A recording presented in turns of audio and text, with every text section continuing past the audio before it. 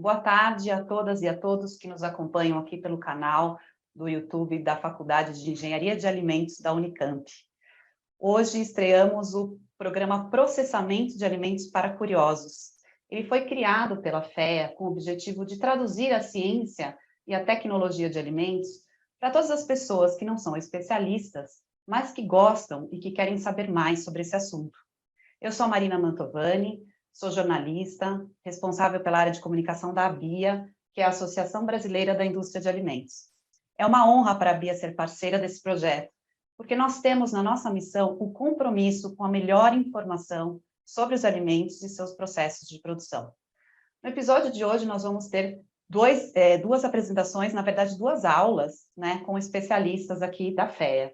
Então, estamos aqui com o Julian é engenheiro de alimentos e diretor associado da FEA. Bem-vindo, Julian, obrigada pela presença. Boa tarde, Marina. Boa tarde a todos que estão nos assistindo.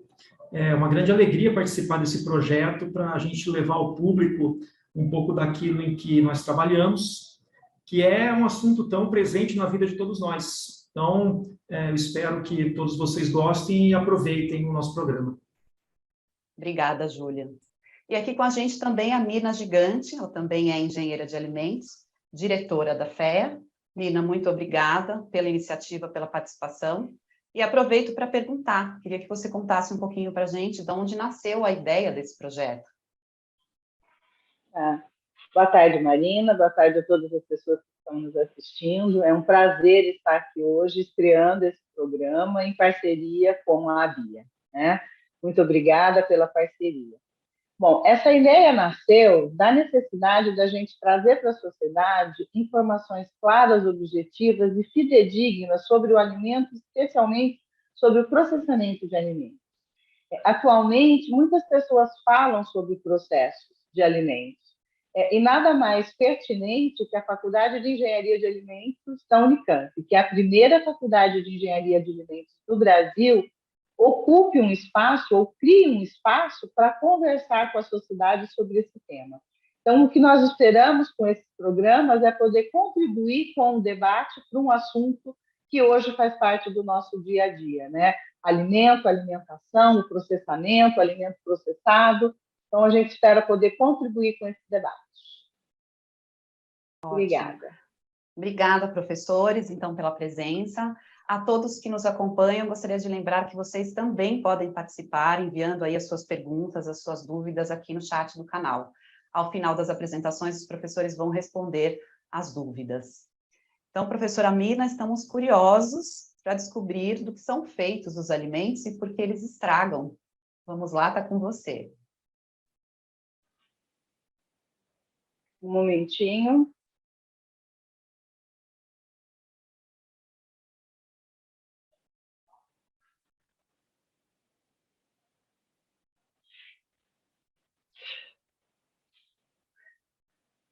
Um momentinho que eu me perdi aqui na apresentação.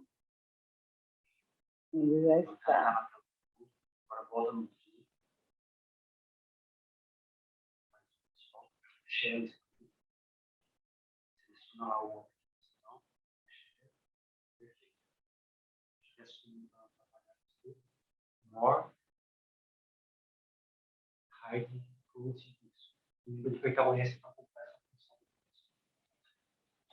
Bom, estou compartilhando a minha apresentação. Sim, Mirna, estamos vendo. Ok. Então, eu vou começar conversando com vocês. Nesse primeiro episódio, né, que a gente preparou, é por que os alimentos estragam. Tá? Então, a primeira coisa que eu fiz quando eu fui preparar essa fala sobre por que os alimentos estragam foi buscar o que a gente encontra, né, hoje no mais utilizado Google, qual a definição de alimentos. E eu encontrei em 0,83 segundos 320 milhões de resultados me definindo o que é alimento. Então, alimento é toda substância digerível que serve para nutrir, alimentar, no sentido figurado, para manter, para sustentar. Então, com essa definição de alimentos, eu fui buscar o que significa estragar. tá? E eu encontrei 10.300.000 resultados em 0,32 segundos sobre o que é a definição de estragar alimentos, né? Então, estragar é causar dano, causar estrago, prejuízo, apodrecimento, ficar em mau estado, danificar, deteriorar, né? Então, esse é o conceito que a gente encontra de alimentos e de estragar alimentos. Então, partindo desses dois conceitos, né, o que é um alimento é uma substância que serve para nutrir, né, que serve para alimentar e nutrir, e o que é um alimento estragado é uma substância que serve para alimentar e nutrir, que sofreram algumas modificações, né? Quando a gente pensa em nutrir, nós temos dois grandes grupos de nutrientes: os macronutrientes, que são os carboidratos, gordura, proteínas, água, e os micronutrientes. E quando a gente que são vitaminas e minerais. Quando a gente está falando em estragar, nós estamos falando em perda das características naturais, com deterioração, tornando o produto impróprio para consumo. Então, a pergunta é quem promove isso, né? Como que acontece essa deterioração? Não é exclusivamente pela presença deles, mas, com certeza, em grande parte pela presença dos micro-organismos. Então, principalmente pela presença dos micro-organismos, é que nós temos, então, o processo de deterioração de alimentos. Bom, então, em seguida, a gente vai ver o que são micro-organismos, né? Então, micro-organismos são seres vivos tão pequenos que nós só podemos enxergá-los com microscópio. Nós vivemos nos meios dos micro-organismos, né? Então, onde eles são encontrados? Eles são encontrados no ar, na água, na terra, as pessoas, nos animais, nos utensílios da cozinha, nas panelas que a gente usa, na roupa, no sapato, nas plantas de processamento de alimentos e no próprio alimento. Então, nós convivemos com um mundo de micro-organismos, né? Não existe um alimento natural que não tenha a sua carga microbiana inicial, certo? Isso é uma contaminação de origem. O alimento, assim como todas essas outras elementos que nós falamos, ou utensílios, eles têm a presença de micro-organismos. Agora, isso é a contaminação de origem, né? Aumentar essa contaminação ou controlar essa contaminação vai depender de como nós cuidamos desse alimento, né? O controle desses micro-organismos, o controle do alimento para inibir o desenvolvimento desses micro-organismos, tá? Bom, aí a gente foi olhar um pouquinho qual é a percepção que as pessoas têm do micro-organismo, né?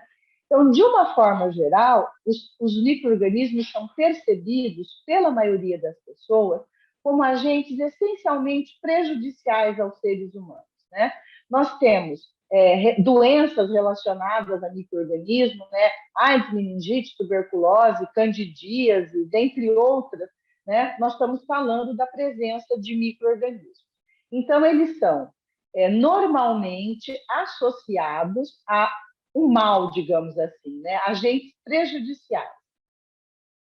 Mas nós temos também uma série de micro-organismos que não são causadores de doença, que, muito pelo contrário, eles são responsáveis pelo desenvolvimento de muitos produtos e processos. Então, eles são responsáveis pela produção de antibióticos, por processos de composição, por produção de vacinas, tratamento de esgoto e também pela produção de alimentos. Então, a microbiologia, nesse sentido, ele deixa de ser um assunto restrito ao laboratório para estar relacionado com as nossas questões do dia a dia, né? Os aspectos de higiene, de alimentação, de saúde, né? Vacinação, todas de biotecnologia, do ambiente. Então, hoje, a microbiologia sai do laboratório, né? Para estar envolvida nas nossas vidas, né? E todo mundo, de alguma forma ou de outra, tem conhecimento sobre micro-organismos, né? Na área de alimentos, quando a gente fala dos alimentos que são utilizados, né, onde se utiliza micro-organismos para fabricar, nós temos muitos exemplos, né? Vinho, cerveja, queijo, iogurte, pão, salames embutidos e vegetais fermentados, né, os picles. Esses alimentos fermentados, eles se utilizam do micro-organismo, mas de uma forma onde o processo de alimento tenha ação para controlar o desenvolvimento desses micro-organismos. Então, cria condições propícias para um desenvolvimento controlado dos micro-organismos de forma a desenvolver os produtos que são os produtos fermentados, os alimentos fermentados, certo? Bom, quando a gente está falando, então, da deterioração e não da produção de alimentos por micro-organismos, a primeira coisa que a gente pode perguntar é que a deterioração depende só da presença do micro-organismo? Na verdade, não. Tá? Não basta o micro-organismo estar presente, ele precisa de condições para fazer o seu desenvolvimento. Então, a primeira condição está relacionada à disponibilidade de água e de ar. Então, em relação à água, quanto mais água livre, melhor para o micro-organismo. Então, produtos mais úmidos, né, como carne, pescados, são produtos que são mais fáceis de ter o desenvolvimento do micro-organismo do que um produto onde a gente não tem a água, né? Em relação ao ar, a gente pode dizer que os micro-organismos, diferentes do ser humano, eles podem ou não precisar de ar para se desenvolverem. E muitos micro-organismos que se desenvolvem na ausência de ar favorecem, são micro-organismos pastogênicos, né? Então, a ausência de ar pode favorecer o desenvolvimento de micro-organismos que são causadores de problemas de saúde nas pessoas, né? Que são os micro-organismos patogênicos.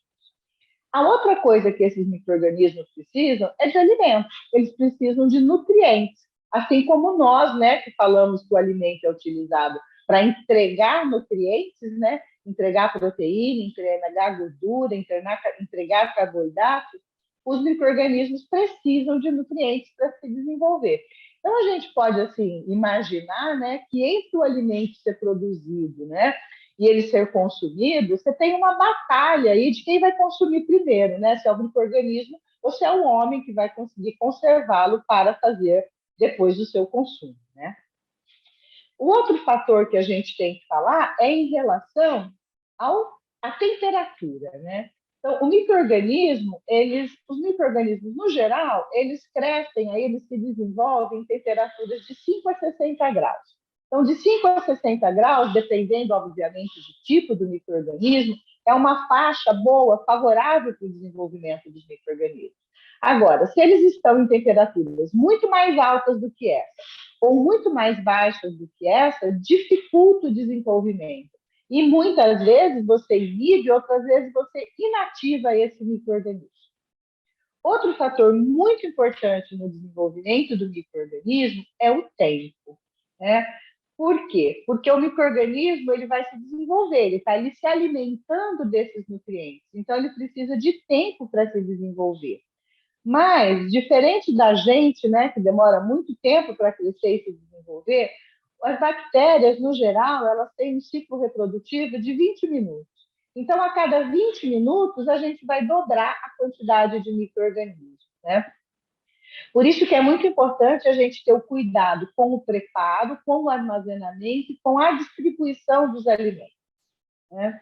Outro fator que está envolvido no desenvolvimento desses micro-organismos é a acidez. De uma forma geral, alimentos com pouca acidez são mais propícios ao desenvolvimento desses micro-organismos, tá? Então, no geral, seriam os fatores como disponibilidade de água e ar, disponibilidade de alimentos, né, de nutrientes, temperatura adequada, tempo para acontecer o desenvolvimento e em que tipo de ambiente ele está no que diz respeito à acidez do alimento que está sendo, onde o micro-organismo está se desenvolvendo, né? Então, aqui a gente tem alguns exemplos, né, de micro-organismos e a deterioração de alimentos, né? Então, se não adequadamente armazenados, se não adequadamente processados, né, nós vamos ter, então, a perda das características naturais do alimento, que ele vai se tornar, então, impróprio para consumo. Isso seria a forma do estragar, o desenvolvimento de micro-organismos que leva o produto a ficar impróprio para consumo. que ele perca as suas características naturais, as características que espera-se que ele tenha para ser consumido. Esses riscos que nós comentamos agora, esse tipo de contaminação, é o que a gente comentou, é o que a gente conhece como contaminação biológica. Então, a contaminação biológica são os fungos, bactérias, protozoários, vírus, vermes, né? São o tipo de contaminação que vai para o alimento e que vai propiciar a sua deterioração. Mas a gente não tem só esse tipo de contaminação. A gente pode falar também da contaminação física, e aí pode ser cabelo, pedra, feijão, caco de vidro, gilete no pão, grampos da caixa de papelão que você usa na indústria. Então, qualquer contaminação física pode estar presente, né? E isso seria, então, uma indicação de perda de qualidade também, né? Pode não estar estragado, mas pode ter cabelo, né? E isso é uma contaminação que não é aceitável para o consumo de alimentos. E o outro tipo de contaminação é a contaminação química, que pode vir de produtos de limpeza, de resíduos, né, na nossa cozinha, de resíduo de detergente, né, de inseticidas que são utilizados, mesmo de conservantes que podem ser usados em quantidades acima do recomendado, isso estaria relacionado a uma contaminação química, né? Então, essas são os principais tipos de contaminação que a gente pode encontrar nos alimentos, né? Então, para a gente fechar, né, por que os alimentos estragam, nós definimos, né, o que é o alimento, né, que são substâncias que têm a função de nutrir, de entregar nutrientes quando elas são consumidas, né, pela gente e pelos micro-organismos também. O que significa estragar, deteriorar, é perder o seu estado natural, né, perder a sua característica adequada para o consumo. Quem são os principais responsáveis, né, pela deterioração, que são os micro-organismos e as consequências da deterioração pelo desenvolvimento do micro-organismo. Quais são as condições para o desenvolvimento do micro-organismo? E os principais tipos de contaminação, né? A contaminação biológica, a contaminação física e contaminação química. Então, com isso, agora a gente já sabe, né, por que o alimento estraga, e o que o Julian vai abordar hoje com a gente é como fazer para evitar que os alimentos se estraguem, certo? Então, o que eu tinha para apresentar para vocês hoje. Muito obrigada pela atenção. Obrigada, Mirna. Aprendemos muitas coisas interessantes com a sua aula. Muito obrigada. Julian, e agora que a gente já aprendeu um pouquinho mais, né, sobre os alimentos, a composição dos alimentos, a gente gostaria de te ouvir, né, e entender o que pode ser feito para evitar, né, que os alimentos estraguem, ou como a gente consegue conservar o alimento por mais tempo. Então, vamos lá.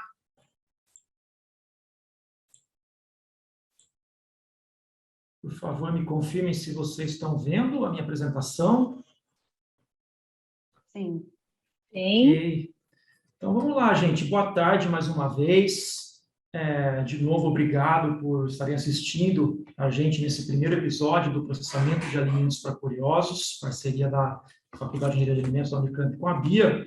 E, bem, agora que a Mirna mostrou para vocês o que é um alimento estragado, o que são os micro-organismos e o que eles fazem para tornar nossa comida imprópria para o consumo, eu vou falar um pouco sobre algumas formas que a gente usa para conservar alimentos, até mesmo na nossa casa, e por que essas formas funcionam. Ou seja, por que os micro-organismos eles não conseguem estragar um alimento quando a gente usa alguma dessas formas que eu vou falar para vocês. Então, em primeiro lugar, vamos lembrar, a Mirna comentou um pouquinho sobre isso, vamos lembrar de novo de algumas coisas que os micro-organismos gostam, ou seja, situações em que eles se sentem muito confortáveis para crescerem, para se multiplicarem e, assim, para atuarem na deterioração dos alimentos. Assim como nós, os seres humanos, os micro-organismos gostam de um tempo agradável, nem muito frio, nem muito calor, ou seja, para eles poderem, sem muito frio, se exporem ao ambiente e trabalharem, nem muito calor. E bem, alguns talvez gostem um pouquinho mais de frio, mas não muito, e outros aguentam um pouquinho mais o calor, mas tudo sempre tem o seu limite. Os micro-organismos, eles também precisam de água, assim como nós, seres humanos, temos que beber água todo o dia.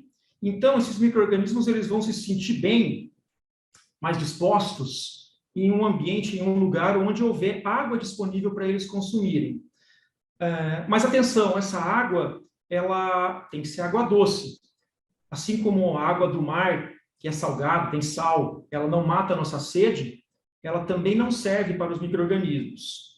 E, óbvio, em ambientes muito secos, sem qualquer água, os micro-organismos também não vão se sentir bem.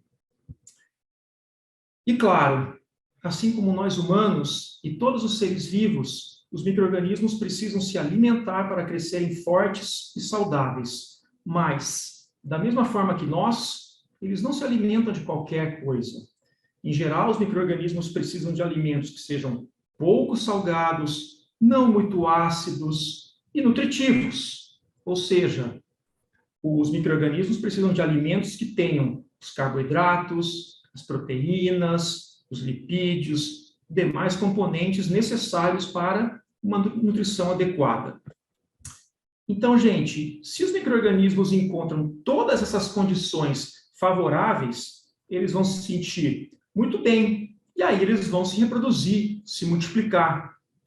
E quando eles fazem isso, eles vão se alimentar dos nossos alimentos. E ao se alimentar dos nossos alimentos, eles muitas vezes vão transformar os componentes do alimento em outros componentes que muitas vezes são desagradáveis para nós, têm cheiro ruim, têm gosto ruim, ou até mesmo são perigosos para a nossa saúde.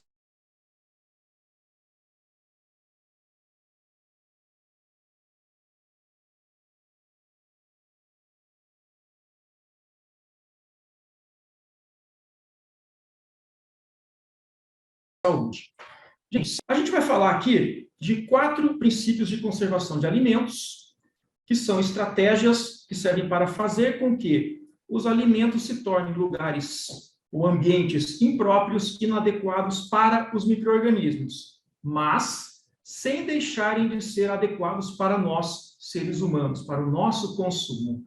E essas estratégias que eu vou comentar aqui são o calor, o frio, a remoção de água e a acidificação. Em cada uma dessas estratégias, eu vou usar um exemplo bastante conhecido por vocês, que provavelmente vocês já usaram na casa de vocês para conservar alimentos. Muito bem. Então, vamos começar falando do calor. A gente já falou que a maioria dos micro-organismos não sobrevive em temperaturas muito altas, sendo que alguns resistem mais, outros menos.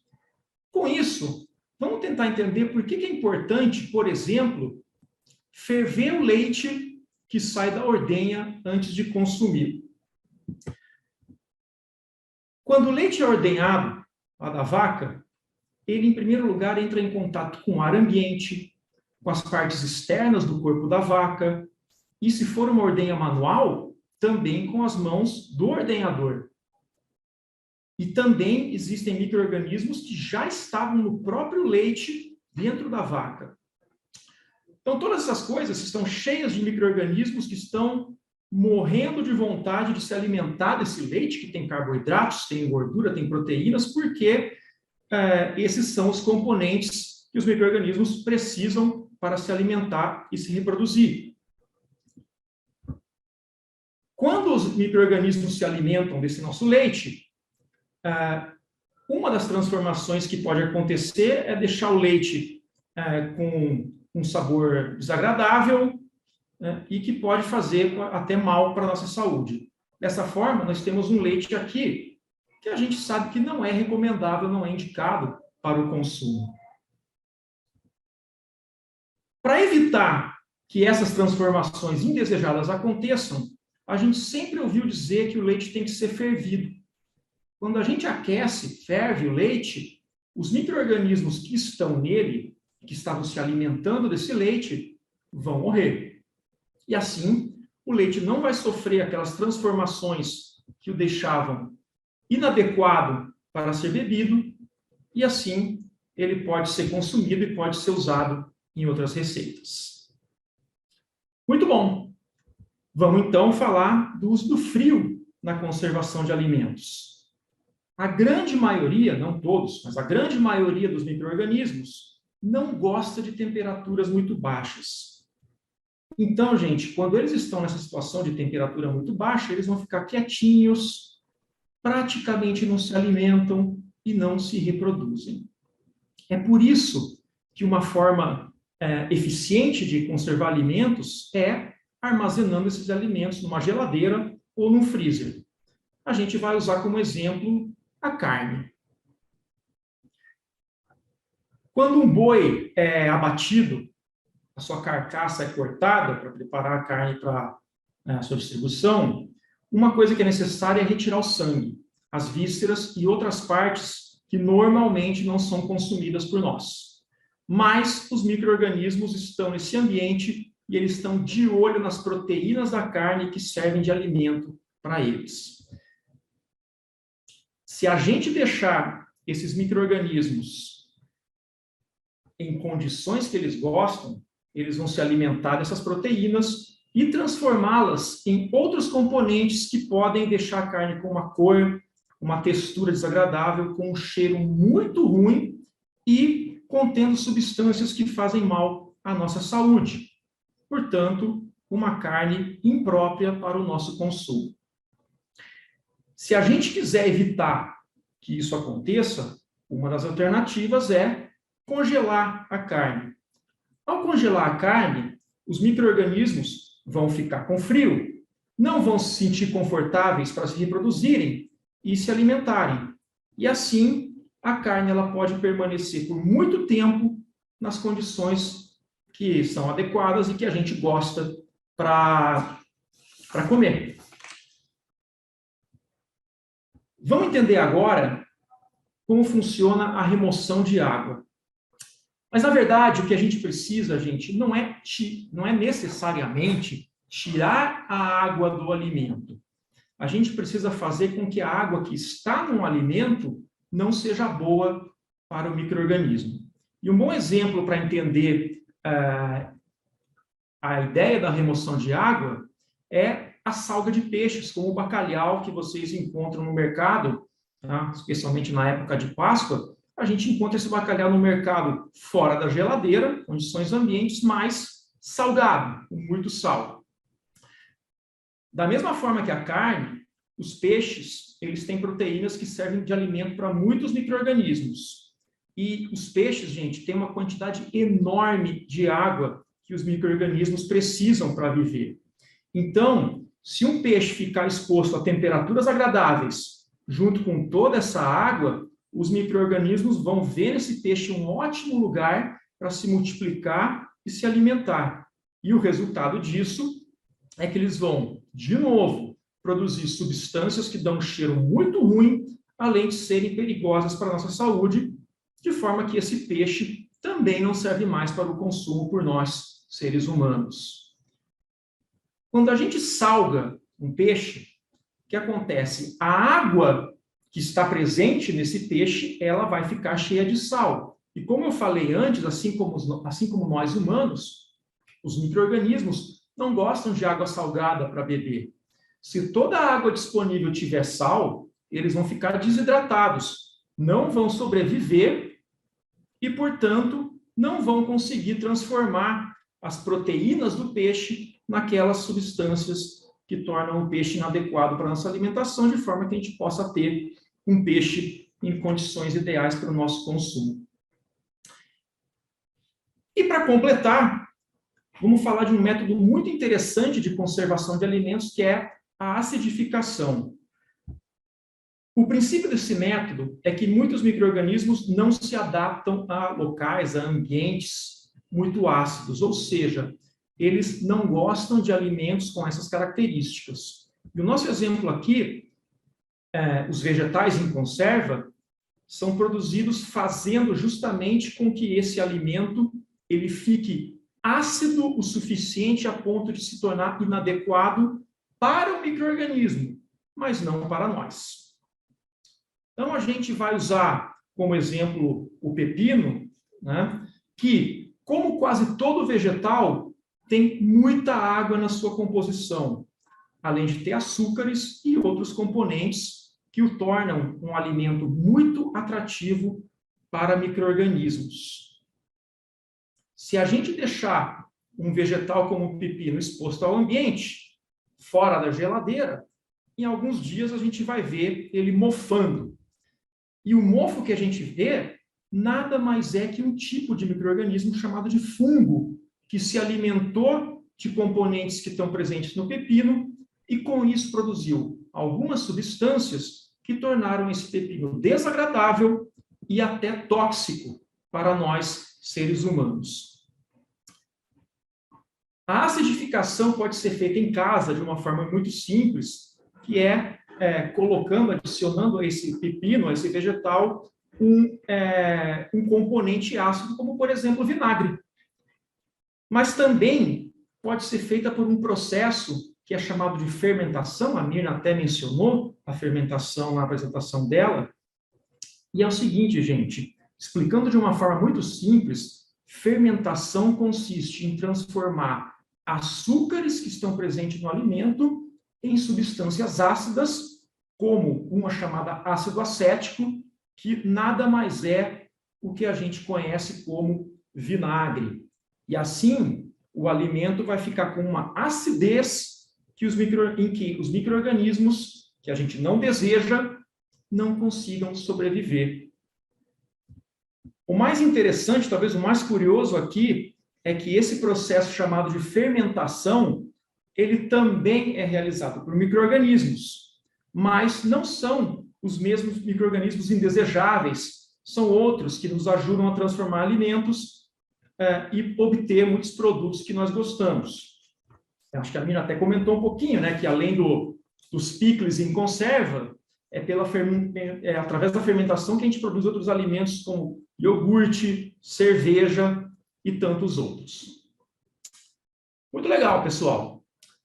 A gente viu, então, alguns exemplos, 4 exemplos de técnicas que servem para conservar alimentos e que são aplicadas, como vocês viram, até mesmo por nós nas nossas casas. A gente usa sal, acidificação, nós aquecemos, nós refrigeramos, nós congelamos alimentos no nosso dia a dia, sempre com o objetivo de evitar o crescimento dos micro-organismos responsáveis pela sua deterioração. Agora, gente, ficou fácil entender como que isso pode ser feito em casa, onde os alimentos que estão lá são para o nosso consumo e para o consumo da nossa família. Imaginem agora como seria, tá? Como teria que ser produzir e conservar alimentos para toda a população. Vamos falar, o Brasil, por exemplo, tem mais de 200 milhões de habitantes. O mundo tem mais de 7 bilhões. E nós temos que alimentar todas essas pessoas com produtos em bom estado. E para isso, os princípios de conservação devem ser aplicados em escalas que são muito maiores do que a cozinha da nossa casa. Desde a colheita no campo, o transporte, a distribuição, a venda nos supermercados, ou mesmo em refeições coletivas, como em restaurantes, nas escolas, no nosso trabalho e por aí vai. Então, o nosso desafio, agora que a gente conhece os princípios e alguns métodos de conservação de alimentos, é como a gente vai fazer para conservar grandes, enormes quantidades de alimentos? Bom, a resposta para isso é o que a gente vai ver no próximo episódio do nosso programa, que irá ao ar dia 27 de julho, aqui mesmo no canal da Fé do YouTube. Muito obrigado, gente. E agora acho que a gente vai aguardar as perguntas de vocês. Tchau. Obrigada, Júlia, muito interessante. A gente já está curioso aqui para o próximo episódio, com certeza, em julho. Estamos chegando aqui algumas perguntas, né, para a gente, aí eu vou deixar à vontade para os professores, o Júlia ou a Mirna responderem. A gente recebeu uma pergunta aqui da Adriana Souza, deixa eu localizar aqui. Ela pergunta assim no chat: mas os micro-organismos nos produtos fermentados ficam vivos depois do produto pronto? Opa, lá estão eles, né? Sim, a gente utiliza os micro-organismos para desenvolver os produtos. E depois a gente usa formas de conservação para inibir esse desenvolvimento. Então, eu uso o micro-organismo, por exemplo, eu uso o micro-organismo para fazer um iogurte. Depois, esse iogurte é mantido na geladeira para inibir o desenvolvimento do micro-organismo, né? Então, depende da acidez. Então, da acidez, da quantidade de água, para a gente ir acrescentando barreiras que vão inibindo o desenvolvimento do micro-organismo. Agora, sim, iogurte é um produto vivo, queijo é um produto vivo, onde o micro-organismo continua presente no produto. Então, você tem as formas de conservá-lo para manter essa qualidade. O micro-organismo está numa condição onde a taxa dele de desenvolvimento é muito baixa, é muito pequena. Então, essa taxa de desenvolvimento pequena é que faz com que o produto tenha uma vida de prateleira maior. E aí, quando chega o momento onde ela perde, né, você pode ter uma taxa lenta, mas tem desenvolvimento, vai perder as características do produto. Por exemplo, o iogurte fica muito ácido, e aí as pessoas não querem mais ele para consumo porque ele ficou muito ácido. Por exemplo, não sei, Júlia, você gostaria de complementar alguma coisa aí, com mais algum exemplo? Não, eu estou aqui dançando no leite. É isso mesmo, Mirna, mas eu acho legal falar para a Adriana, que fez a pergunta, né, Marina, que Desculpa, que a Mirna... Júlia, perdão, não foi a Adriana que fez a pergunta, a gente já vai corrigir aqui o nome. A Adriana mandou outra pergunta, peço desculpas aqui para vocês.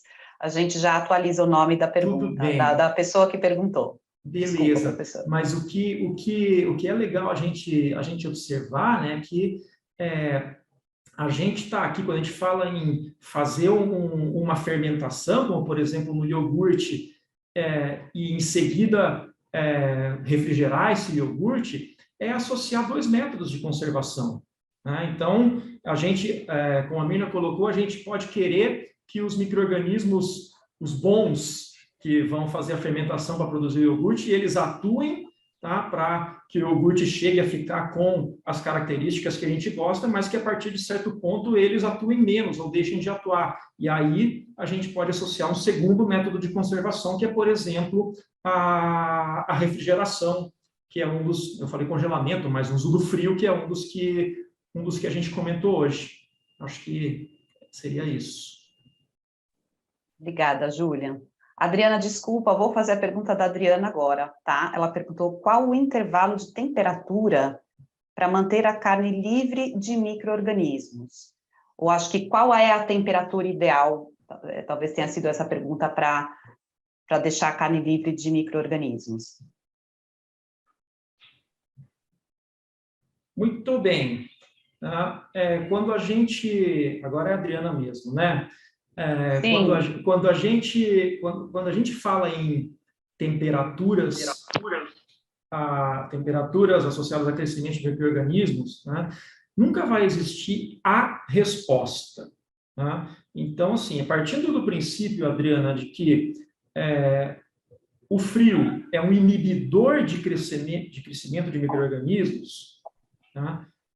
Quanto menor for a temperatura, menor vai ser a velocidade com que eles se reproduzem. Tá? Lembrando que quando a gente fala em frio, Adriana, a gente muito dificilmente está falando em eliminar os micro-organismos, em matar os micro-organismos que estão presentes. A gente está falando em deixar eles quietinhos, sem se mexer, sem agir, sem se reproduzir. Então, temperatura baixa é isso. Então, indo um pouquinho para a qual temperatura, né, a gente tradicionalmente tem o que a gente chama de congelamento e o que a gente chama de resfriamento. Congelamento em alimentos, né? Então isso vale para carne, vale para tantos outros alimentos, a gente costuma falar da temperatura de menos 18 graus, que é a temperatura em que a gente vai dizer que, olha, nessa temperatura ou abaixo dela não existe reprodução de micro-organismos. Mas atenção, não é que não existam os micro-organismos, eles estão lá, mas eles não estão fazendo nada, eles não estão se multiplicando, ok? O que de repente nos leva a uma possível outra pergunta, que é, a hora que eu tirei essa carne que estava congelada, tá? Tudo bem, eu posso deixá-la descongelada o resto da vida porque não tem micro-organismo? Não. Os micro-organismos que estavam nessa carne congelada, agora em temperaturas descongeladas, em temperaturas ambientes, eles podem voltar a se multiplicar. Isso.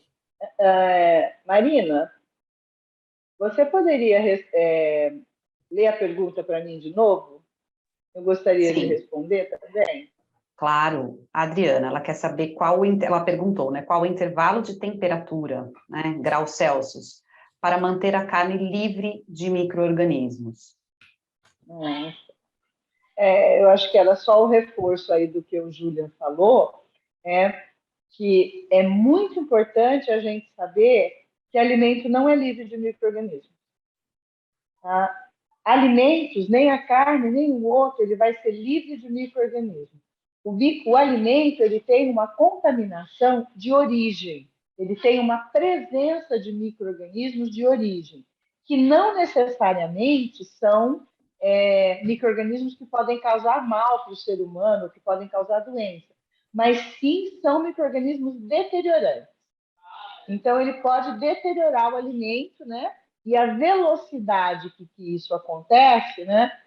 Como o Julian falou, não existe uma coisa específica, embora exista um padrão sendo utilizado, né? Por quê? Porque se eu falar para ela, olha, mantenha a 7 graus, depende da temperatura, da carga inicial de micro-organismo, isso depende de como o produto foi manuseado antes de ser colocado para refrigerar ou para congelar, tá? Depende das condições higiênicas que aconteceu o abate, o transporte.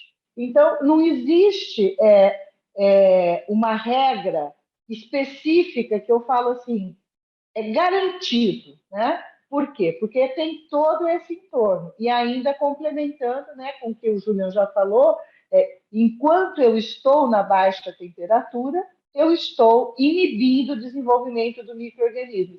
Isso significa que naquela condição, ele não está se utilizando dos nutrientes do alimento para se desenvolver e produzir os seus metabólitos, que é os que vão prejudicar os alimentos, né? Da mesma forma que, eu acho que tem um exemplo, né, que é muito interessante, porque não existe o micro-organismo do bem e do mal estritamente.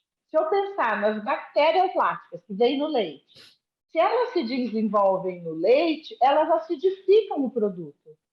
Então, o produto fica ácido e estraga, azeda. Certo? Por isso que a gente faz os tratamentos que o Júlio falou. Se ela, no leite cru, né, no leite mesmo pasteurizado, que tem as bactérias, elas desenvolvem e se acidificam o leite. Essas são as mesmas bactérias que a gente usa para fazer iogurte, porque iogurte eu quero acidificar o leite. Ou para fazer queijo, porque para fazer queijo eu quero a ação das bactérias, eu quero os metabólitos que elas produzem. Então, é importante, assim, não existe esse sempre do bem ou sempre do mal. Depende para quê. Em ciência é muito assim, em ciências de alimentos é mais assim, nessa que não tem uma resposta absoluta mesmo. Tá? Obrigada, Adriana. Espero que a Adriana esteja satisfeita com as respostas.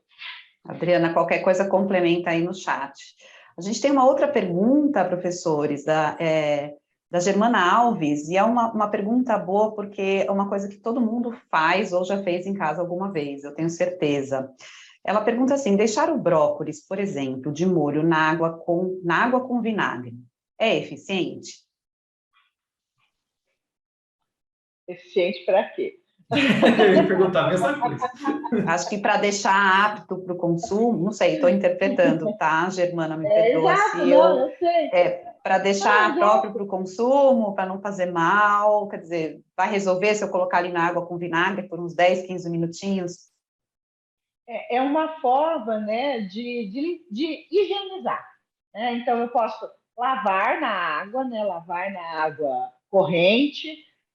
Muitas pessoas usam colocar de molho com uma colher de cândida, tem uma regrinha de volume de água, uma colher de cândida, né, que você vai estar usando hipoclorito, ou no ácido, que é o caso do vinagre. O que você faz com o vinagre, colocar o brócolis no vinagre, sim, é uma forma de, se você tiver ali micro-organismos que podem se desenvolver, que ajuda a higienizar o produto, tá? Mas é uma forma. Eu posso fazer de diferentes formas, né? E sim, a resposta é sim, é eficiente para a limpeza, mas isso não muda a característica do produto que precisa ser devidamente higienizado para ser consumido, tá? Ele não vai fazer nenhuma modificação. É um método eficiente de higienizar alimentos. Julian, algum complemento? Não, é isso, né? Agora, sempre importante, né? O uso de vinagre para higienizar alimento, ou seja, usar o princípio da acidificação, que é um dos que eu comentei para combater micro-organismos em um alimento, é o que a gente está fazendo quando a gente coloca o brócolis na água com vinagre, mas existe uma coisa que está por trás disso e que é importante, que é quanto vinagre, né? Porque a pergunta que vem depois, coloca na água com vinagre, mas quanta água e quanto vinagre?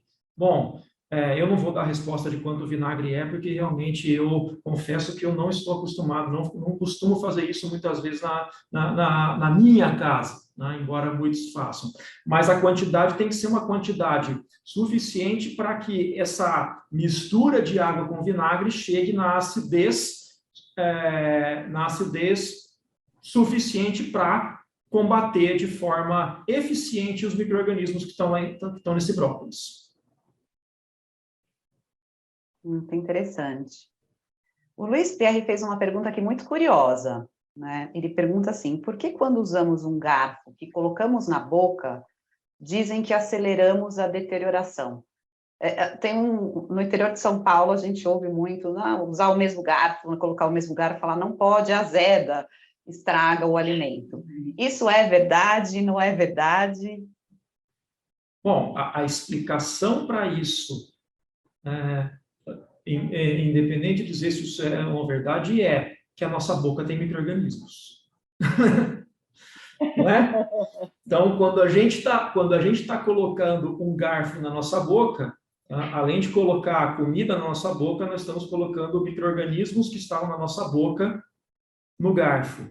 Se esse mesmo garfo for colocado na comida, no prato de comida de novo, ou na travessa de comida da qual todo mundo está servindo, existe uma chance de que os micro-organismos da nossa boca acabem parando na comida que todo mundo vai comer e, como eles gostam muito de comida, eles vão fazer a festa nessa comida, né? Vão se alimentar dela, se reproduzir e transformar essa comida aí, na linguagem que a gente usa, azedar, que é uma das possibilidades, né? Mirna. Acho que não tem. É o conceito mesmo de micro-organismos, né? Uhum. O conceito de que eles estão em todas as partes, né? E hoje inclusive em nós, né? Sim, é o que eu ia falar, né? E hoje a gente tem cada vez mais o conceito do nosso microbioma, né? Que é a microbiota do nosso trato gastrointestinal e qual é o papel dela na nossa saúde, né?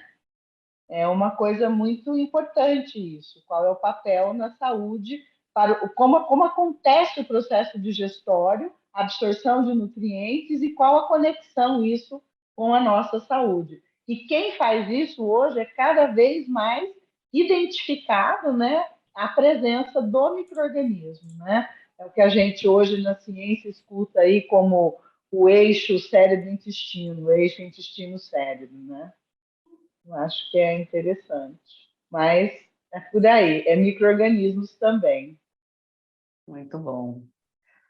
Só tem pergunta boa aqui. A Daiane está perguntando, é verdade que não pode descongelar e congelar de novo? Acho que isso é uma dúvida comum também, né? Quando a gente descongela um alimento, a gente pode congelar de novo, né? E por quê? Vou, você vai, Júlia? Você. Depois Sou eu eu. completo. O congelar e o descongelar, né? O processo de congelamento depende muito de como acontece. Quando a gente fala no congelador da nossa casa, a gente congela, que é para um processo lento de congelamento. Então, a gente pega o produto, coloca no refrigerador e ele vai formando os cristais de gelo, né, numa velocidade onde a gente tem cristais de gelo grande. Nos processos industriais, os alimentos são congelados por técnicas muito mais sofisticadas, né?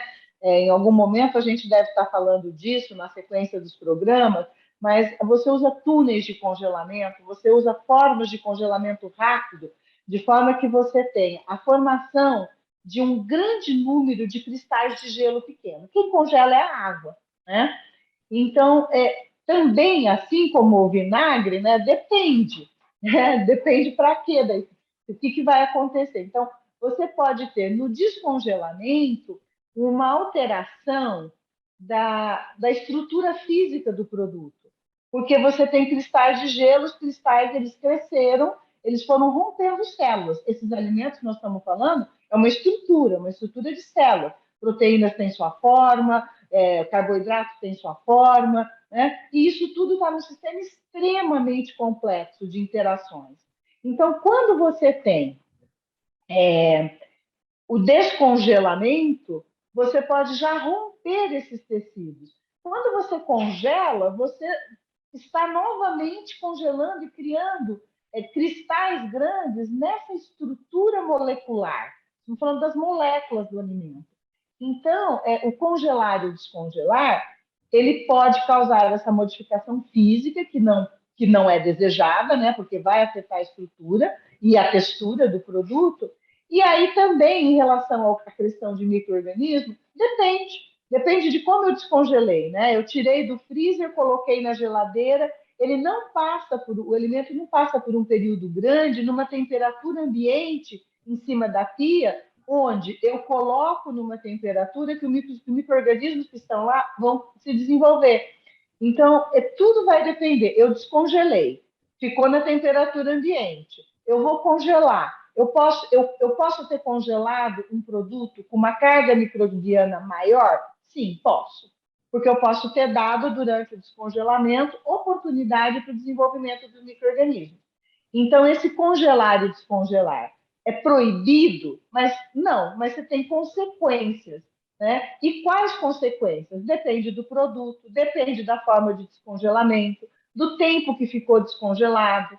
Né? Assim, algumas coisas que engenheiros ficam assustados são carnes do lado da churrasqueira a tarde inteira para ser assada. É melhor que elas fiquem na geladeira e a gente vai tirando para assar. Você vai mantendo refrigerada e não, né, desenvolvendo esses micro-organismos aí nessa temperatura ambiente. Então, congelar e descongelar também passa por isso. E eu queria fazer um gancho aqui, se me permite, que é retornar a uma informação anterior que eu recebi de uma amiga que está assistindo o programa, que diz o seguinte, que na época do cólera era recomendado meio copo de vinagre e 1 litro de água para fazer a imersão de verduras. Então, acho que é uma informação aí que pode aí ser a proporção que relevante o para o Júlia ouvinte, queria. né? Aí pode ser relevante para o ouvinte, já que eu e o Júlia não colocamos vinagre na verdura, certo? Obrigada. Júlia, você quer complementar sobre o congelamento? Acho que a Mirna falou tudo, né? Ela abordou o aspecto mais físico da carne, que é essa mudança de estrutura, que faz com que mude a textura da carne, depois que congela, descongela, congela de novo, ela tem essa perda de água, fica ressecada, então tem a parte mais de qualidade sensorial e tem a parte de micro-organismos também, que ela colocou muito bem, então nada a acrescentar. Muito bem. O Fabiano, ele quer saber o que vocês poderiam dizer sobre industrializados cárneos sem nitrito e nitrato. Eu aproveito para emendar numa pergunta, então agora eu vou pedir licença, porque eu gostaria de primeiro entender o que é nitrito e o que é nitrato. Então, acho que vocês poderiam começar por aí, vou facilitar para quem, como eu, também não sabe. E aí, depois, então, a pergunta do Fabiano. Eu começo, você completa, e é interessante, né? A gente está vendo as perguntas aparecerem, e aí, Marina, elas vão nos dando a dica do que a gente pode abordar nos nossos próximos capítulos, né? Então, muitas coisas, muitas dúvidas sobre carnes, né? Talvez seja legal a gente aprofundar mais para frente. Nitrito e nitrato, para começo de conversa, são sais, tá? Assim, o nosso sal de cozinha, o nome científico, o nome químico dele é cloreto de sódio. Tá? Nitrato pode ser nitrato de sódio, nitrato de alguma outra coisa, mas quimicamente eles são classificados como sais. E a primeira função dos sais é justamente, num dos exemplos que a gente colocou hoje, lá do bacalhau, sal se ligar na água para reduzir a ação dessa água, reduzir a disponibilidade dessa água para o micro-organismo. Então, assim, a primeira função, se eu sou permitido dizer isso, a primeira função dos nitritos e nitratos em uma carne processada é atuar como sal, diminuindo a atividade da água e, portanto, fazendo com que micro-organismos não encontrem água disponível para beberem, para consumirem. Então, essa é a primeira questão. Depois, o nitrito ele tem uma outra função que é específica de carne, que é relacionada com cor, né? Aquela cor de carne dos processados de carne embutido, aquele vermelho bonito, ele está relacionado com reações químicas específicas dos nitritos e nitratos com substâncias que estão presentes na carne. Então, tem uma função de conservação, tem uma função de proporcionar a cor, né? Então, invertendo agora, né, acho que o Fabiano, que fez a pergunta, eu já troco todos os nomes, Marina, ele perguntou ao contrário, né? O que é o alimento, a carne sem nitrito e nitrato? Bom, para começo de conversa, uma carne sem nitrito e nitrato é uma carne em que não vai haver a atuação desses componentes, tanto em relação à redução da atividade de água e em relação à cor. Isso significa que não pode ter carne sem nitrito e nitrato? Não necessariamente, né? E aí, os profissionais de alimentos, as indústrias de alimentos, nós pesquisadores da área de alimentos, estamos aí para, de repente, tentar desenvolver novas formas, novos ingredientes para substituir os nitritos e nitratos e que cumpram a mesma função, porque eu imagino que o que está por trás da pergunta do Fabiano é provavelmente uma informação de possíveis perigos à saúde no consumo exagerado de nitritos e nitratos. Eu imagino que o que motiva a pergunta é isso. Então, assim, essa é a importância dos nitritos e nitratos, né? O que não impede que nós, da área de alimentos, busquemos alternativas.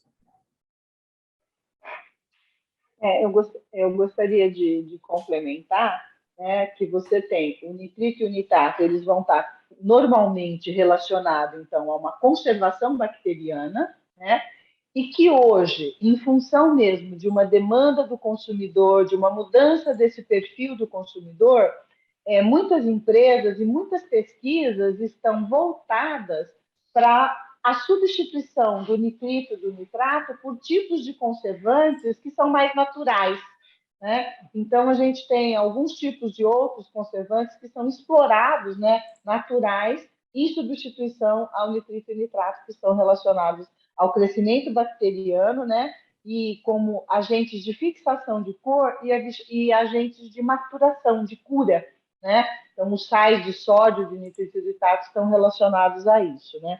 A pergunta é muito, quer dizer, como a gente vê, eu vejo como uma forma muito positiva, tá? Vejo como uma forma muito positiva esse desenvolvimento de uma alimentação mais saudável, de uma preocupação com as substâncias que podem estar envolvidas em desacordo. Desacordo eu não diria, porque senão elas não estariam permitidas, né? Acho que uma coisa muito importante é que o processamento de alimentos ele é feito, os ingredientes utilizados são os autorizados pela Anvisa, ou seja, os mesmos que são autorizados, né? O órgão que autoriza o nosso medicamento, a nossa vacina, né?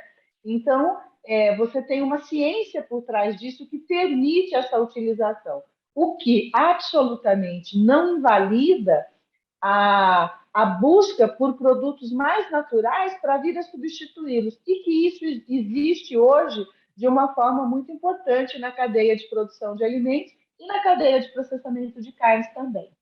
Acho que seria assim, eu como vejo de uma forma muito positiva, e eu acho que a gente tem que entender cientificamente que as substituições, ou as substituições que a gente busca, muitas vezes elas precisam de muita pesquisa, de muita ciência para poder ser feita, de forma que a gente entregue, né, enquanto profissionais da área de processamento de alimentos, um alimento seguro lá na ponta para o consumidor. Seguro e que você garanta o prazo de validade dele. Se eu estou falando que é seguro por 40 dias, eu tenho que garantir isso cientificamente.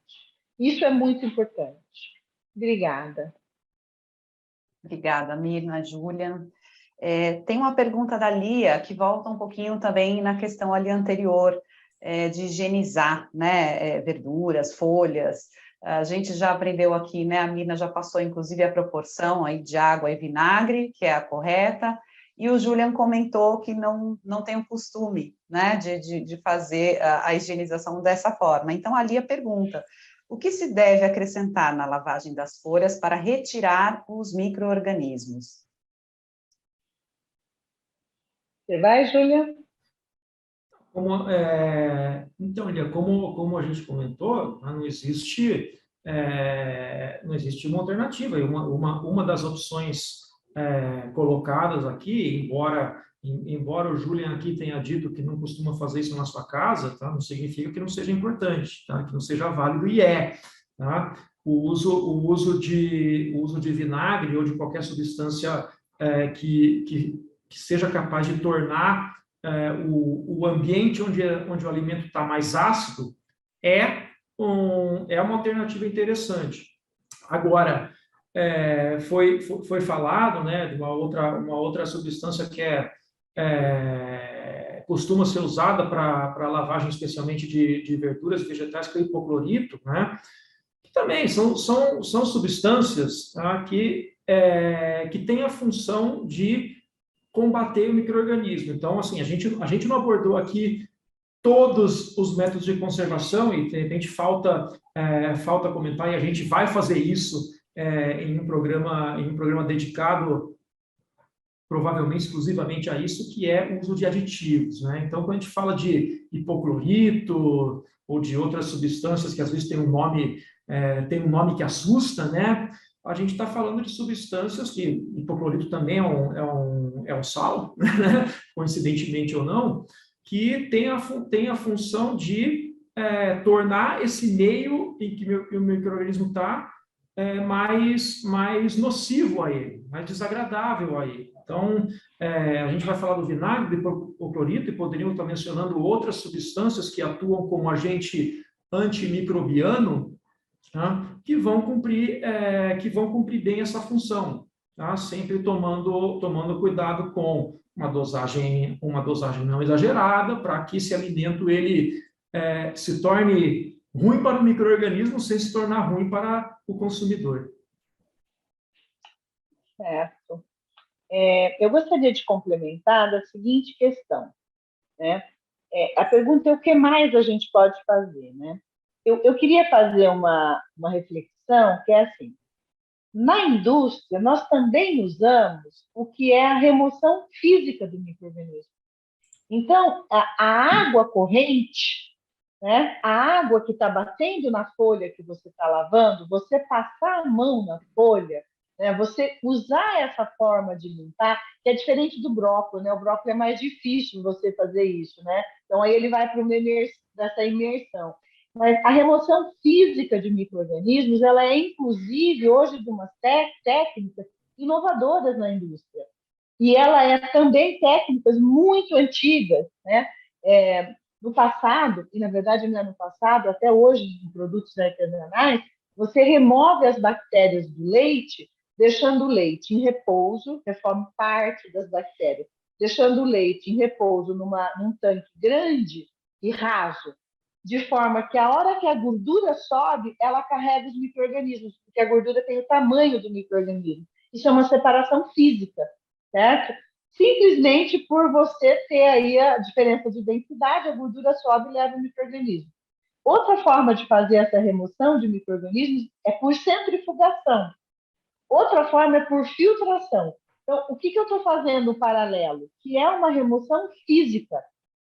E a água corrente na sua verdura remove fisicamente o micro-organismo, sem precisar de um recurso para inativá-lo, sem precisar do ácido, tá? Para inativar.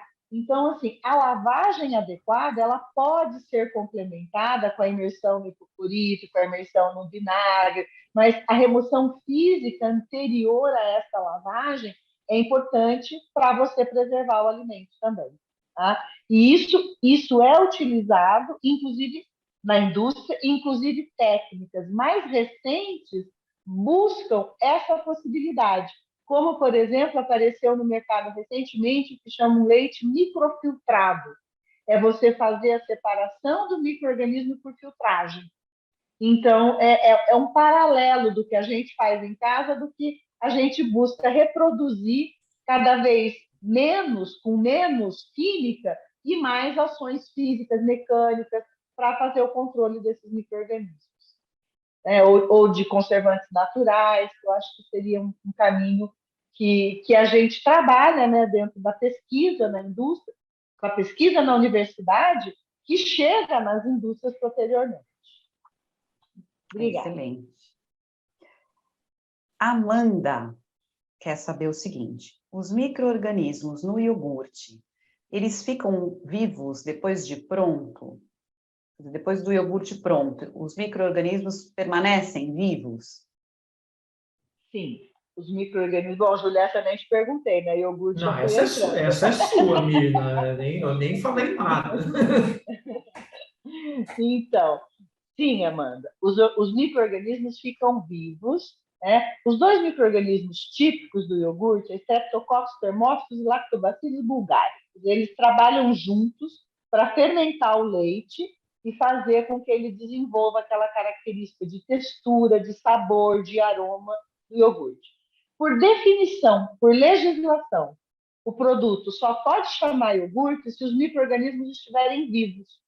E eles têm que estar vivos durante toda a vida de prateleira. Então, duas coisas limitam a vida de prateleira do iogurte.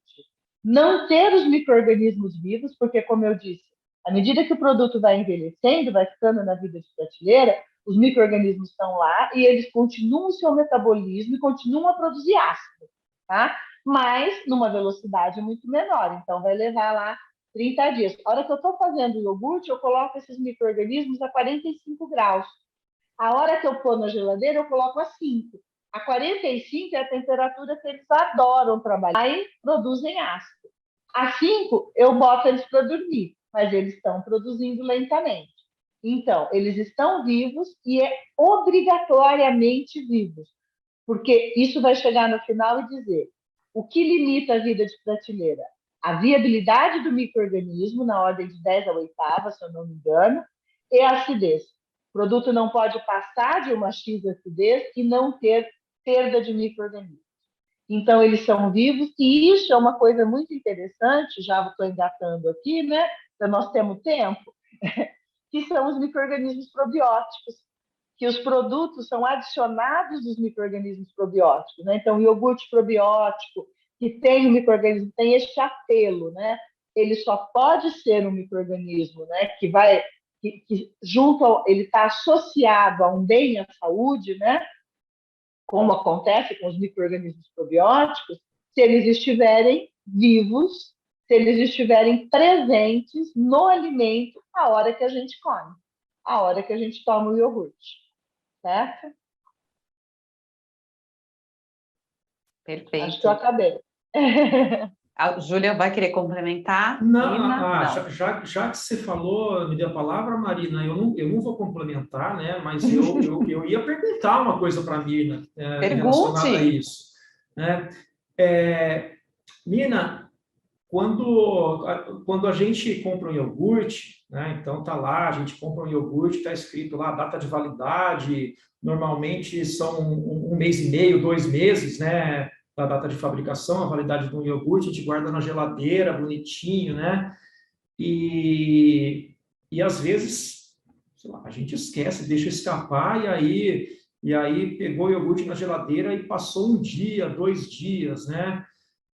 Quando eu era estudante ainda de engenharia de alimento, um dia eu estava em casa e minha mãe me chamou, tá? E me perguntou, tem um iogurte que venceu ontem, anteontem, eu posso comer? Né? O que você diria sobre isso?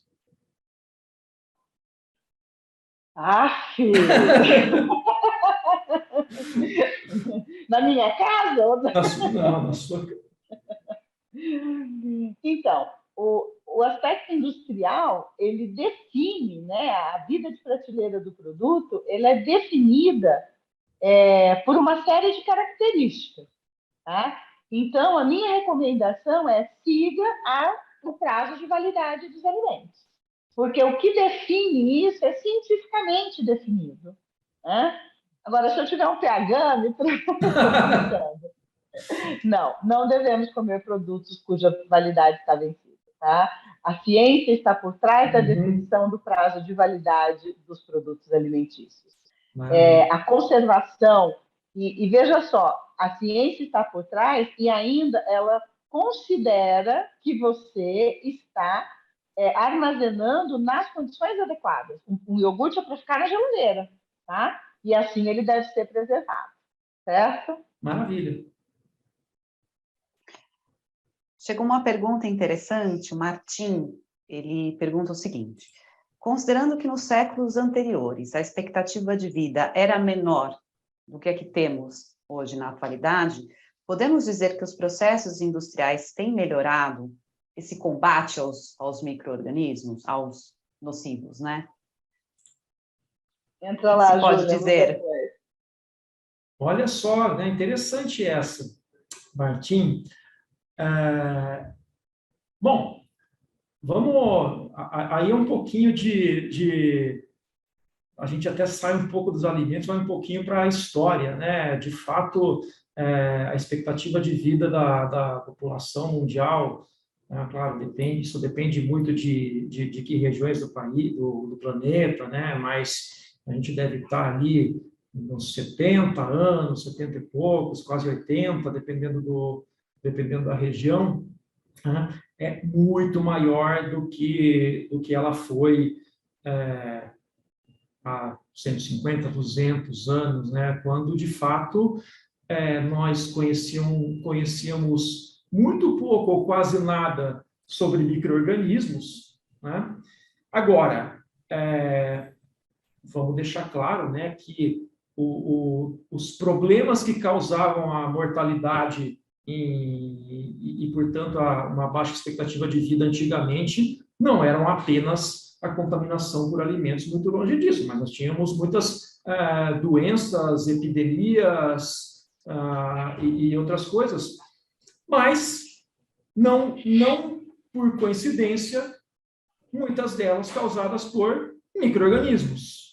Né? Então, quando a gente fala de tantas outras doenças e surtos infecciosos que dizimaram, né, grande parte de populações, eram por bactérias, por vírus, tá? por fungos, enfim, por micro-organismos em geral. Então, o que se aprendeu, o que a ciência aprendeu, né, século XIX, né, o Pasteur, que foi tão importante nisso, foi que existem seres vivos que nós não enxergamos a olho nu, que são micro-organismos, e esses micro-organismos, eles têm uma série de atuações, tá? Uma série de atividades que podem desde contaminar pessoas diretamente, causar doenças que causam morte, mas indiretamente também vão contaminar alimentos. Então, a descoberta do papel dos micro-organismos,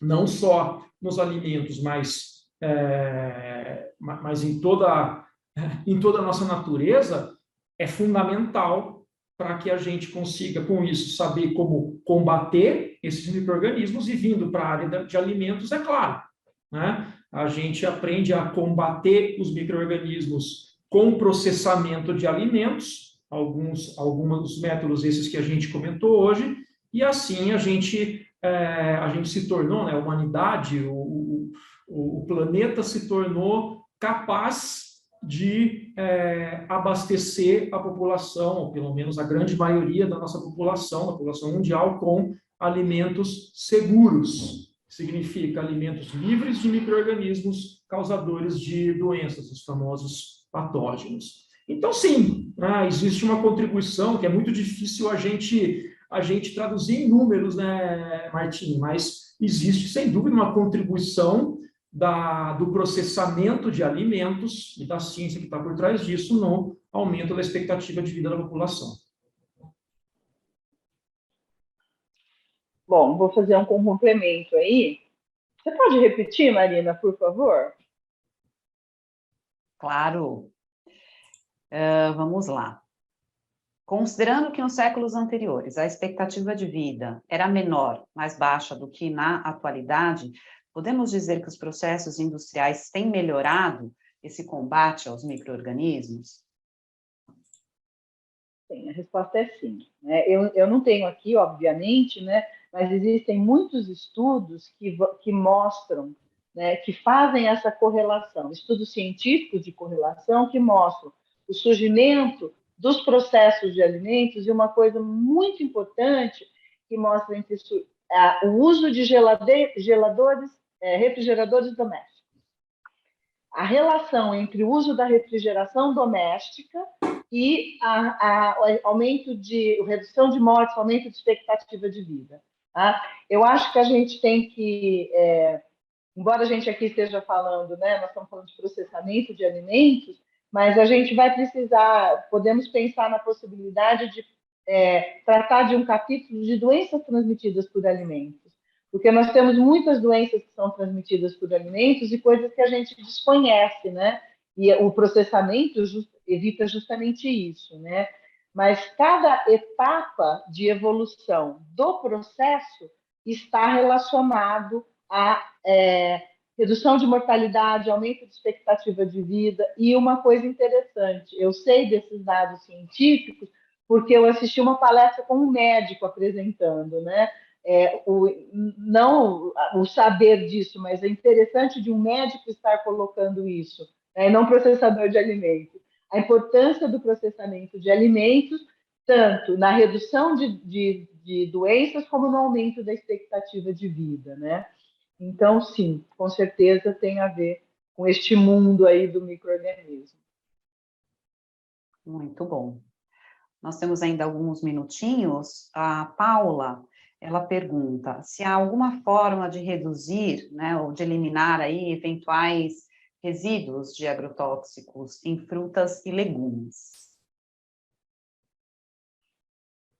Talvez alguma coisa com a lavagem. A melhor coisa com os agrotóxicos, né, eu acho que está quando a gente fala na cadeia alimentar, né? A cadeia de processamento, né, o sistema alimentar como um todo, não é o processamento. O processamento, ele é um pedacinho dessa cadeia, desse sistema alimentar. Ele começa no cultivo, no transporte, no uso dos agrotóxicos, né, ou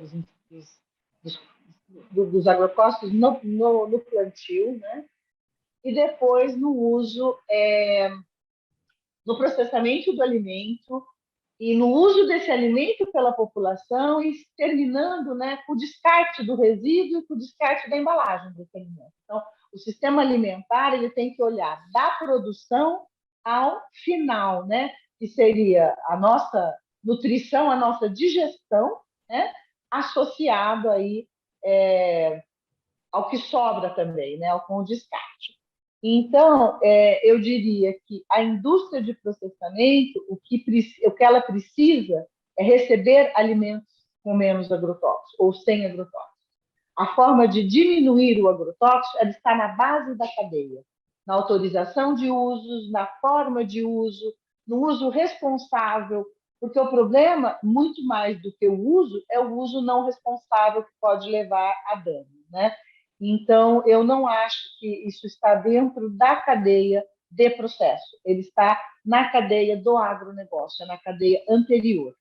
Eu não sei se o Júlio queria completar alguma coisa, mas minha visão é essa. Eu acho que a Paula, né? Só para eu complementar aqui, não, tá? Eu acho que ela quis dizer, talvez em casa, né? Se existe alguma coisa que ela possa fazer aí na higienização, quando ela compra uma fruta ou um legume, se existe alguma forma de diminuir isso, né? Caso tenha sido produzido com agrotóxico, se existe alguma maneira dela minimizar ou retirar ali na lavagem. Lavar. Não tem segredo, né? Porque a Nina, na apresentação dela, ela fez essa classificação, né, de as possíveis origens de contaminação de alimentos, né? E o agrotóxico, tá? Se um alimento estiver com agrotóxico, chegar na nossa casa com agrotóxico, nós estamos falando de um contaminante que não é um micro-organismo, é um contaminante químico, né? Que sim, foi usado no plantio, no cultivo do produto, tá? Mas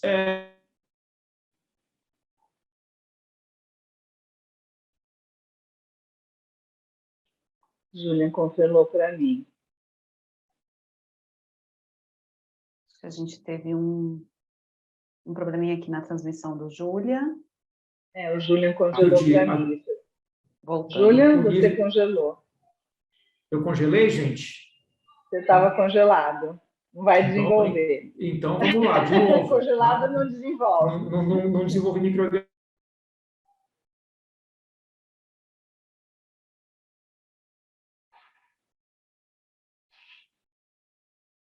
Júlia continua congelado. Organismos por 15 segundos. Deixa eu... Estou aqui? Estão me ouvindo? Está um pouco agora instável, sim, Júlia. Mas agora voltou, Júlia. Então, voltando, desculpa a falha técnica aqui, está falando que o agrotóxico ele é um contaminante químico, não é microbiológico, né? Então não sei em que ponto que a coisa cortou, mas o que eu queria dizer é que a menina comentou que uma coisa importante é que a indústria que processa alimentos tenha esse controle sobre a rastreabilidade do alimento e o nível de agrotóxico que a indústria vai processar recebe, mas muitas vezes sim, a gente está comprando alimentos que não passaram pela indústria, né? A gente vai na feira comprar um pimentão, um tomate, e ele veio direto do campo, direto do produtor, então não passou pela indústria. E aí a pergunta da Paula talvez seja isso. Bom, isso pode ter agrotóxico, tá? Parece que não houve nenhum controle por parte da indústria, tá? Por parte de quem planta, a gente espera que tenha havido, mas por parte de indústria nenhuma houve esse controle. O que nós podemos fazer? Né? Os métodos de conservação que eu mencionei, calor, frio, etc., eles não servem para agrotóxicos. Então, ali a remoção é física mesmo, tá? É lavar, tá? Com cuidado, tá? Se a gente não tiver uma confiança na procedência do alimento, do nível de agrotóxico que ele tem, a gente tem que lavar, tá? Com bastante carinho. Muito bem. Lembrando que o agrotóxico penetra, né? Você pode tirar de uma superfície, então ainda Sim. Voltamos à base da cadeia. Certo? Exato. Temos um tempinho para a última pergunta. O Fabiano, qual a opinião dos palestrantes quanto à adição de nisina natamicina, paramicina e outros antibióticos em alimentos. Atualmente são permitidos em superfícies, por exemplo, curados e queijos. Nossa última pergunta do episódio de hoje. Certo. Pergunta difícil, hein, Júlia? Bem difícil. Essa é... Vou entrar um pouco Vai nela, lá. então. Vamos tentar. Normalmente, quando a gente está falando do antibiótico contaminante, né, o antibiótico que vem na cadeia de produção, na cadeia de produção animal, você pode ter, você usa antibióticos para tratar do animal e esse antibiótico está vindo no produto, né? Então, isso é absolutamente controlado pela indústria, tá? Pelas indústrias que recebem, né, o alimento. Então, isso faz parte do controle da matéria-prima para entrar dentro da indústria, né? Nessa adição, eu não sei se nós estamos falando da mesma coisa, mas, por exemplo, a nisina, né? Ela é produzida, ela é um antimicrobiano natural produzida pelas bactérias lácticas. Então, você busca essa produção, você pode colocar bactérias para produzir nisina, isolar nisina e utilizar essa nisina para o controle microbiano, então é isso que é permitido, né? Ou você pode usar nos produtos fermentados micro-organismos produtores de conservantes naturais. Então, são produtos que são bioconservados. Então, isso é muito interessante, porque você passa a ter uma conservação natural do produto e não pela adição de substâncias. Então, nesses produtos curados de queijos que foram citados, né, esses micro-organismos são utilizados para fazer os produtos bioconservados, que estão cada vez mais valorizados, porque você tem uma conservação natural dos próprios processos de fermentação, né? Então, assim, eu não sei se a gente conseguiu atingir mesmo a pergunta, né? Mas considerando que nós estamos aí no nosso finalzinho, se não, ele pode colocar aí no chat a dúvida que a gente traz no próximo programa. A gente começa respondendo para ele, se não foi isso a pergunta, tá bom? Porque é uma pergunta muito pertinente. Eu não sei se exatamente eu achei o caminho desse uso desses produtos, não mais como bioconservantes, né? Que é muito interessante. Júlia. Tem um pouco a acrescentar, né? Mas é interessante isso, né? Porque vai entrar num campo, né, em que mostra que muitas substâncias, né? A gente volta de novo nessa coisa de ter substâncias com esses nomes que muita gente deve assustar, o nitrato, a anisina, não sei o quê, nomes que a gente quem não é da área, né, vai ler, vai assustar, sabe o que é isso, né? Isso, será que faz bem, que faz mal, né? Muitas delas são, como a Mina colocou, no caso da anisina, produzidas por origens naturais, no caso bactérias, né, Mina? Então é uma bactéria, tá, que produz essa substância que cumpre uma função de antibiótico nessa situação.